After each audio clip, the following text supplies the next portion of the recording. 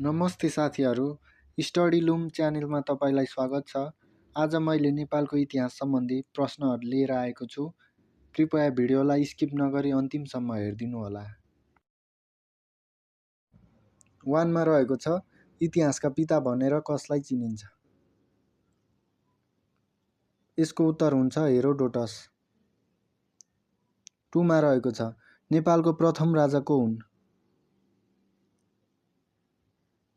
यसको उत्तर हुन्छ भुक्तमान।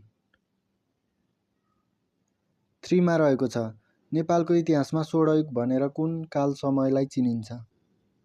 यसको उत्तर हुन्छ लिच्छवी काल। 4 मा रहेको छ, नेपाल मण्डलेश्वर उपाधि धारण गर्ने राजा को हुन्? यसको उत्तर हुन्छ एच्छे मल्ल। 5 मा कोत पर्व हुँदा नेपालको प्रधानमन्त्री को थिए? यसको उत्तर हुन्छ फतेजङ शाह। 6 मा नेपालको इतिहासमा प्रथम उप-प्रधानमन्त्री को हुन्? यसको उत्तर हुन्छ सुवर्ण शमशेर।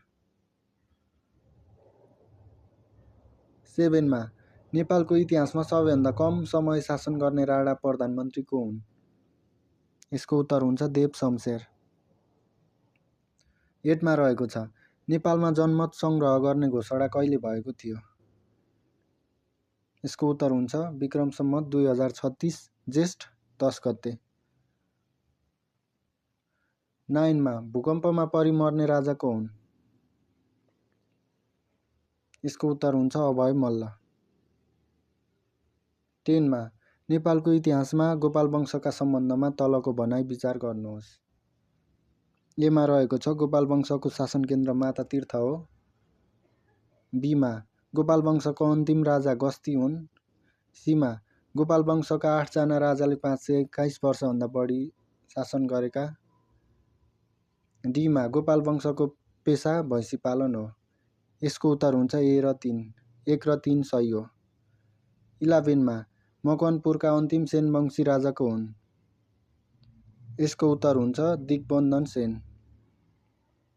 12 मा बेलायत भ्रमण गर्ने नेपालको प्रथम प्रधानमन्त्री को हुन्? यसको उत्तर हुन्छ जङ्गबहादुर राणा। 13 मा कलाकार अरनिको कुन राजा पालामा तिब्बत गएका थिए? यसको उत्तर हुन्छ जय भीमदेव।